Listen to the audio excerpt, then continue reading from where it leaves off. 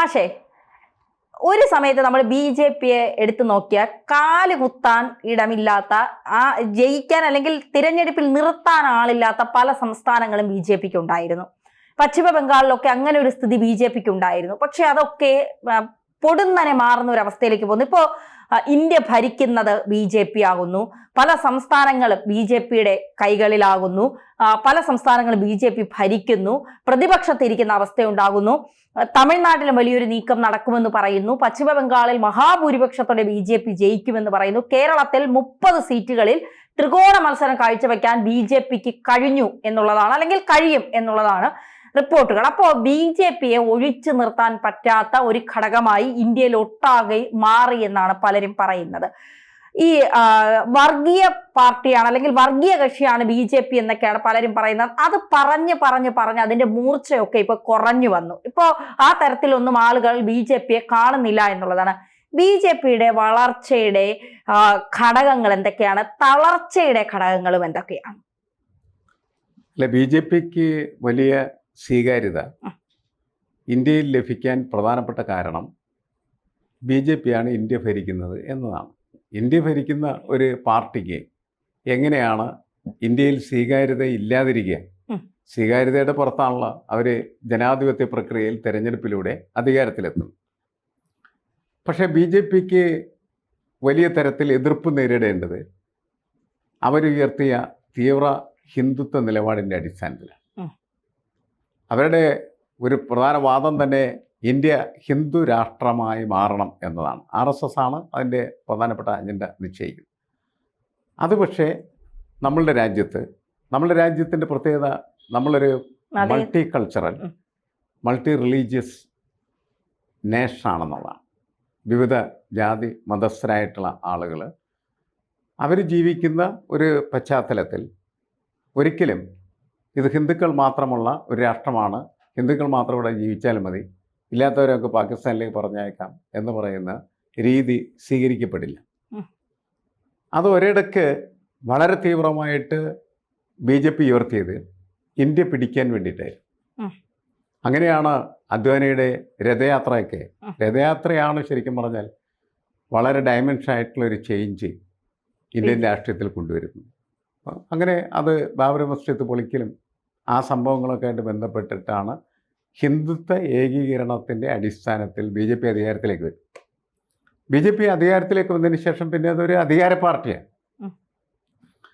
ആ അധികാര പാർട്ടിയിലേക്ക് ആളുകൾ ആകർഷിക്കപ്പെടുക എന്ന് പറഞ്ഞിട്ടുണ്ടെങ്കിൽ അധികാരത്തിലേക്ക് ആളുകൾ ആകർഷിക്കപ്പെടുന്നതിന് തുല്യമാണ്. അങ്ങനെ BJPയിലേക്ക് ആളുകൾ പതുക്കെ കൂടിച്ചേരാനായിട്ട് തുടങ്ങുകയും അത് വലുതാകുകയും വളരുകയും എത്തി. അപ്പോഴും BJPക്ക് കടന്നു ചെല്ലാൻ പറ്റാത്ത ചില ഇടങ്ങൾ ഇന്ത്യയിൽ പല സംസ്ഥാനങ്ങളിലും ഉണ്ടായിരുന്നു എന്നുള്ളതാണ്. അതിൽ പ്രധാനപ്പെട്ട ഒരു സംസ്ഥാനം ആണ് ബംഗാൾ, മറ്റൊരു സംസ്ഥാനമാണ് ത്രിപുര, മറ്റൊരു സംസ്ഥാനമാണ് കേരളം. കാരണം എന്ന് വെച്ചാൽ ഇത് BJPയുടെ പ്രധാന ശത്രുക്കൾ ഭരിച്ചിരുന്ന സ്ഥലമാണ്, കമ്മ്യൂണിസ്റ്റുകാർ ഭരിച്ചിരുന്ന സ്ഥലം. അപ്പോൾ BJPയുടെ അടിസ്ഥാന ഗ്രന്ഥമായിട്ട് വിചാരധാരയിൽ ഈ രാഷ്ട്രത്തിൻ്റെ പ്രധാന ശത്രുക്കൾ ആരാണ് എന്ന് ചോദിക്കുമ്പോൾ അതിൽ ഒന്നാം ശത്രു ആയിട്ട് കണക്കാക്കുന്നത് കമ്മ്യൂണിസ്റ്റുകളെ തന്നെയാണ്. കമ്മ്യൂണിസ്റ്റുകളെയും അതേപോലെ തന്നെ മുസ്ലിങ്ങളെയും അവർ പ്രധാന ശത്രുക്കളായിട്ട് പ്രഖ്യാപിക്കുന്നു. പിന്നെ ക്രിസ്ത്യാനികൾ. അങ്ങനെ അവരുടെ ശത്രു ഭരിച്ചിരുന്ന ആ സ്ഥലങ്ങളിൽ കാര്യമായിട്ടുള്ള സ്പേസ് ഉണ്ടായിരുന്നു. പക്ഷെ പെടുന്നതിന് വേണം അവിടെ CPM പൊളിഞ്ഞ് പാളീസാകും. ത്രിപുരയിലും അതേപോലെ തന്നെ ബംഗാളിലും. ത്രിപുരയിൽ നേരിട്ട് തന്നെ CPMൻ്റെ പരാജയത്തിന് കാരണക്കാരായി BJP മാറുകയും BJP അധികാരത്തിൽ വരികയും ചെയ്യും. ബംഗാളിലെന്ന് വെച്ച് കഴിഞ്ഞിട്ടുണ്ടെങ്കിൽ CPM തകർന്നു, പക്ഷേ പകരം വന്ന് തൃണമൂൽ കോൺഗ്രസ്സാണ്, മമത. അവരുടെ ഭരണം തുടരുന്നു. ഇപ്പം അവരും തകർന്നു, അതിൻ്റെ സ്ഥാനത്തേക്ക് BJP വരുന്നു എന്നുള്ളതാണ്. കേരളത്തിൽ BJP എന്നും ഒരു ചെറിയ കോണ്ടം നിലനിർത്തിയിരുന്നതാണ്. എല്ലായിടത്തും ഒന്നും RSS ഉണ്ട്, സംഘപരിവാർ ശക്തികളുണ്ട്. പക്ഷെ അത് പതുക്കെ വളരെ ക്രമേണ വളരുന്ന, നേരത്തെ ധന്യ സൂചിപ്പിച്ചതുപോലെ 30 സീറ്റുകൾ ത്രികോണ മത്സരത്തിലേക്ക് കൊണ്ടുവരാൻ പറ്റുന്ന തരത്തിലേക്ക് അതിൻ്റെ സാന്നിധ്യത്തെ ഉയർത്തിക്കൊണ്ടുവരാൻ അതിന് കഴിഞ്ഞു. തമിഴ്നാട്ടിലും അങ്ങനെ, മറ്റെല്ലാ സംസ്ഥാനങ്ങളിലും അങ്ങനെ ഇന്ത്യയിൽ ഏതാണ്ട് എല്ലാ സംസ്ഥാനത്തും നല്ല ശക്തിയുള്ള ഒരു പാർട്ടിയായിട്ട് ബി ജെ പി മാറിക്കഴിഞ്ഞു. അതൊരു ഭരണവർഗ പാർട്ടി എന്ന നിലയ്ക്കാണ്. ഇപ്പം ബി ജെ പിയുടെ ഉള്ള സമീപനം മാറുന്നത് ബി ജെ പി എടുക്കുന്ന സമീപനത്തിൻ്റെ അടിസ്ഥാനത്തിൽ കൂടിയാണ്. ബി ജെ പി കുറച്ചുകൂടി വ്യത്യസ്തമായിട്ടുള്ള ഒരു സമീപനം പുലർത്താൻ തീരുമാനിക്കുകയും അത് ഡെവലപ്മെൻ്റ് പൊളിറ്റിക്സിലേക്ക് കടക്കുകയും ചെയ്തു. അപ്പോൾ വർഗീയത കുറേശ്ശെ എന്ത് ചെയ്യുന്ന വെച്ചാൽ അതിൻ്റെ പിന്നാമ്പുറങ്ങളിലേക്ക് കൊണ്ടുപോയി. കാരണം വർഗീയത കൊണ്ട് മുന്നോട്ട് പോകാനാവില്ല എന്നവർക്കറിയാം. അധികാരം പിടിക്കാൻ പറ്റും, പക്ഷെ മുന്നോട്ട് പോകാനായിട്ട് കഴിയില്ല. കാരണം ആത്യന്തികമായി ജനങ്ങളെ ബാധിക്കുന്ന പ്രശ്നങ്ങൾ അതിനെ അഭിസംബോധന ചെയ്യാൻ അത് ശരിയായിട്ടുള്ള രീതിയിൽ മുന്നോട്ട് കൊണ്ടുപോവുകയും ചെയ്താൽ മാത്രമാണ് തങ്ങൾക്ക് ഭരിക്കാൻ കഴിയുള്ളൂ എന്നുള്ള കാര്യം ഒരു തിരിച്ചറിവ്. മോദി 2014 വന്നതിന് ശേഷം പിന്നീട് 2 വട്ടം കഴിഞ്ഞു 3-ാം ഊഴത്തിൽ കയറി. പക്ഷെ 3-ാം ഊഴത്തിൽ കയറുമ്പോൾ ബി ജെ പിക്ക് അതിൻ്റെ അപകടം മനസ്സിലായി. വൻ ഭൂരിപക്ഷത്തിൽ 3-ാം ഊഴത്തിലേക്ക് എത്തും എന്ന് കരുതിയ മോദിക്ക് വൻ ഭൂരിപക്ഷം നേടാൻ കഴിഞ്ഞില്ല. നരേന്ദ്രമോദി തന്നെ വാരണാസിയിൽ വളരെ കുറച്ച് വോട്ടിൻ്റെ ഭൂരിപക്ഷത്തിനാണ് ജയിച്ചത്.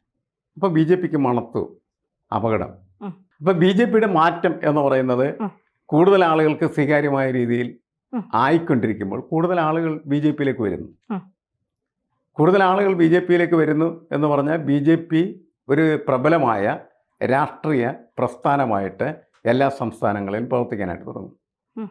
അതാണ് ഇപ്പോൾ നമ്മൾ കണ്ടുകൊണ്ടിരിക്കുന്നത്. കേരളത്തിൽ അതുകൊണ്ട് അടുത്ത തിരഞ്ഞെടുപ്പ് വരുമ്പോൾ ബി ജെ പിയുടെ പൊസിഷൻ ചിലപ്പോൾ പ്രതിപക്ഷത്താകാം. അത് കഴിഞ്ഞിട്ടാണ് പിന്നീട് ഭരണകക്ഷിയാവണ്ടേ. പക്ഷെ ഇവിടെ ഇപ്പൊ ഇന്ത്യയെ മൊത്തത്തിൽ നോക്കിയാൽ ഇന്ത്യയിലെ പല സംസ്ഥാനങ്ങളിലും ബി ജെ പിക്ക് വ്യക്തമായ ഭൂരിപക്ഷമുണ്ട്. ബി ജെ പി ഭരണവും ഉണ്ടാക്കിയിട്ടുണ്ട്. പശ്ചിമ ബംഗാളിലൊക്കെ ഇപ്പോൾ CPM കഴിഞ്ഞു കഴിഞ്ഞാൽ പിന്നീട് നമ്മൾ തൃണമൂലിനെയാണ് കാണുന്നത്. ഏകദേശം 15 വർഷമായി തൃണമൂൽ ഭരിക്കുന്നു. അതിന് മുൻപ് 35 വർഷത്തോളം CPM ഭരിച്ചു. അവിടെയൊക്കെ ബി ജെ പിക്ക് എത്തി നോക്കാൻ പോലും കഴിയാത്തൊരു സംസ്ഥാനമായിരുന്ന പശ്ചിമ ബംഗാളിൽ സർവേ റിപ്പോർട്ടുകളൊക്കെ ബി ജെ പിക്ക് അനുകൂലമായി മാറുന്നു. അങ്ങനെ ഇപ്പൊ ബീഹാറിലായാലും അങ്ങനെ തന്നെയാണ്. ഹരിയാനയിൽ സർവേ റിപ്പോർട്ടുകളെല്ലാം കോൺഗ്രസിന് അനുകൂലമായി വന്നപ്പോഴും പിന്നെ ഇലക്ഷൻ റിസൾട്ട് വന്നപ്പോൾ അവിടെ ബി ജെ പി ജയിച്ചു. ഇതൊക്കെ നമുക്ക് ബി ജെ പിയുടെ ഒരു തന്ത്രങ്ങൾ ഈ പറയുന്നത് പോലെ ചിലയിടത്തെ ന്യൂനപക്ഷങ്ങളെ കൂടുതൽ അടുപ്പിക്കുന്നു, ചിലയിടത്തെ ന്യൂനപക്ഷങ്ങളെ അകറ്റി നിർത്തുന്നു. അപ്പോൾ ആ ഒരു തന്ത്രങ്ങൾ നമുക്ക് കൃത്യമായി മനസ്സിലാക്കാൻ സാധിക്കും.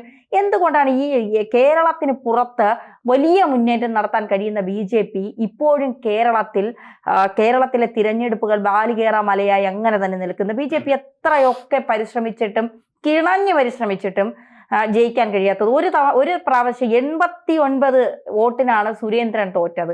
അപ്പൊ അത്തരത്തിൽ ബി ജെ പി വരണ്ട എന്ന് ചിന്തിക്കുന്ന ഒരു വിഭാഗം ജനങ്ങൾ കേരളത്തിൽ ഇപ്പോഴുമുണ്ട്. അല്ലെങ്കിൽ കേരളത്തിന്റെ മനസ്സ് അങ്ങനെയാണോ? അതല്ല പ്രശ്നം. ബി ജെ പി അധികാരത്തിൽ വരുന്നില്ല എന്നുള്ളതല്ല പ്രശ്നം. ബി ജെ പിക്ക് പകരമായിട്ട് നിലനിൽക്കുന്ന കോൺഗ്രസിനും അതുപോലെ CPM-നും ബി ജെ പിയേക്കാൾ കൂടുതലായി പലതും കേരളത്തിൽ ചെയ്യാനായിട്ട് കഴിയുന്നുണ്ട്. ജനങ്ങളുടെ പ്രശ്നങ്ങൾ വളരെ നല്ല രീതിയിൽ കൈകാര്യം ചെയ്യുന്നതിൽ CPM കോൺഗ്രസിനേക്കാൾ മെച്ചപ്പെട്ടതാണ്. അപ്പോൾ കോൺഗ്രസും അതുപോലെ ബി ജെ പിയും CPM നമ്മൾ താരതമ്യം ചെയ്യുമ്പോൾ നിങ്ങൾ ജനങ്ങളോട് അടുത്ത് നിൽക്കുന്ന പാർട്ടി ഏതെങ്കിലും CPM-ന് ഇപ്പോഴും ആ ഒരു പൊസിഷൻ ഉണ്ട്. ഇത് മറികടന്ന് രാഷ്ട്രീയ പ്രവർത്തനം നടത്താനായിട്ടുള്ള ശേഷി ഉണ്ടായാൽ മാത്രമേ ബി ജെ പിക്ക് കേരളത്തിൽ പ്രതിപക്ഷ സ്ഥാനത്തോ പിന്നീട് ഭരണപക്ഷ സ്ഥാനത്തോ ഒക്കെ കയറാൻ പറ്റുകയുള്ളൂ. അപ്പോൾ അതിനാവശ്യമായിട്ടുള്ള ഹ്യൂമൻ റിസോഴ്സ് വോട്ടുകൾ അവർക്കുണ്ട് എന്നുള്ളത് ശരിയാണ്, പ്രവർത്തകരുണ്ടെന്നുള്ളത് ശരിയാണ്. അവരുടെ പ്രവർത്തകരെക്കാൾ മികച്ച പ്രവർത്തകരാണ് ഇപ്പോഴും CPM-ൻ്റെയും കോൺഗ്രസിൻ്റെയും കേരളത്തിലെ രാഷ്ട്രീയ പ്രവർത്തകർ. ഇതുകൊണ്ടാണ് കേരളത്തിൽ ബി ജെ പിക്ക് അധികാരത്തിലേക്ക് വരാൻ പറ്റുന്ന രീതിയിലേക്കുള്ള മുന്നേറ്റം ഉണ്ടാക്കാനായിട്ട് കഴിയാതെ പോകുന്നത്. ഇനി അവർക്ക് ചിലയിടങ്ങളിൽ ഭരിക്കാൻ അവസരം കിട്ടി. പന്തളം മുനിസിപ്പാലിറ്റി അവർ ഭരിച്ചു, പാലക്കാട് അവർ ഭരിച്ചു. ഈ 2 സ്ഥലത്ത് അവരുടെ ഭരണം പരാജയമായിരുന്നു. അപ്പോൾ അതിനേക്കാൾ മെച്ചപ്പെട്ട രീതിയിൽ മറ്റ് രാഷ്ട്രീയ പാർട്ടികൾ പ്രവർത്തിക്കുന്നതിൻ്റെ ഫലമായി ഇവരെന്ത് ചെയ്യുന്നു? ഇവർക്ക് അവസരം കൊടുത്തിട്ട് പോലും ഇവർക്ക് നല്ല രീതിയിൽ പ്രവർത്തിക്കാൻ കഴിയുന്നില്ല എന്ന് ജനങ്ങളെ ബോധ്യപ്പെടുത്തുകയും അങ്ങനെ വീണ്ടും അവരെ താഴെ ഇറക്കി നിർത്തി. നിൽക്ക്, സമയമായിട്ടില്ല, മക്കളൊന്നും കൂടി നന്നായിട്ട് പഠിക്കും എന്ന് പറഞ്ഞാൽ നമ്മൾ ഈ പണ്ട് കേരളത്തിലെ ഈ SSLC പരീക്ഷ വളരെയധികം കുട്ടികൾ തോക്കുമായിരുന്നു. അതിനെ തോൽക്കും സമയത്ത് 90s കാലഘട്ടങ്ങളിൽ ഞങ്ങളൊക്കെ എഴുതുന്ന സമയത്ത് അപ്പോൾ ആ സമയത്ത് എന്ത് ചെയ്യുന്ന വെച്ചാൽ തോറ്റു കഴിഞ്ഞാൽ ഒന്നും കൂടി എഴുതും. അങ്ങനെ അവരെന്ത് ചെയ്യുന്ന വെച്ചാൽ ഇതിൻ്റെ ഇടയിൽ ഈ സെപ്റ്റംബർ ബാച്ച്, ആ. പിന്നെ മാർച്ച് സെപ്റ്റംബർ ബാച്ച് എന്ന് പറയുന്നത് ഇങ്ങനെ ഡെവലപ്പ് ചെയ്യാനായിട്ട് തുടങ്ങി. അപ്പം മാർച്ചിൽ എഴുതി തോറ്റു, പിന്നെ സെപ്റ്റംബറിൽ എഴുതി, അപ്പോഴും തോറ്റു, പിന്നെ വീണ്ടും മാർച്ചിൽ എഴുതി. പോയി നന്നായിട്ടൊന്നും കൂടി പഠിക്കടാ എന്ന് പറഞ്ഞു. അതുപോലെ കേരളത്തിൽ BJPക്കാരോട് പറയണം, നന്നായിട്ടൊന്നും കൂടി പഠിച്ചിട്ട് പോകാൻ എന്ന് പറഞ്ഞു. കാരണം ഇപ്പോൾ തിരുവനന്തപുരം കോർപ്പറേഷൻ കൊടുത്തിട്ടും അത് മാത്രം ഗുണകരമായിട്ടുള്ള രീതിയിലല്ല മുന്നോട്ട് അവർ കൊണ്ടുപോകുന്നത്. ഇനിയും പഠിക്കാനുണ്ടായിട്ട്. അപ്പോൾ നന്നായിട്ട് പഠിച്ച് 5 വർഷം കിടക്കല്ലേ മാഷെ, ഇരുന്ന് നിന്നും കിടന്നും ഒക്കെ പഠിക്കാൻ. അവർ പഠിച്ച് ശരിയായി വരുമ്പോൾ അവർക്ക് എന്ത് ചെയ്യാം, ആദ്യം പ്രതിപക്ഷ സ്ഥാനത്തേക്ക് വരാം, പിന്നീട് ഭരണപക്ഷ സ്ഥാനത്തേക്ക് എത്താം. പക്ഷെ ഇതൊരു പാഠമാണ്. മറ്റേ ഉത്തരേന്ത്യയിലൊക്കെ വിചാരിക്കുന്നവർ ഒരു സുപ്രഭാതത്തിൽ അധികാരത്തിൽ കയറാം എന്ന് വിചാരിച്ചിട്ട് കേരളത്തിൽ കാര്യമില്ല. കേരളം പൊളിറ്റിക്കലി വളരെ സെൻസിബിളായിട്ടുള്ളൊരു സംസ്ഥാനം. അതുകൊണ്ട് അവരോട് ചില കിമിക്കുകൾ കേരളത്തിൽ വിലപ്പോവില്ല. കേരളത്തിൽ ജനങ്ങൾ BJPയോട് പറയണം, നന്നായിട്ട് രാഷ്ട്രീയം പഠിക്കൂ എന്നിട്ട് പറഞ്ഞിരിക്കുകയാണ്. അതാണ്, അതുകൊണ്ട് രാഷ്ട്രീയം പഠിക്കാൻ പറഞ്ഞവർ വിട്ടിരിക്കുകയാണ്.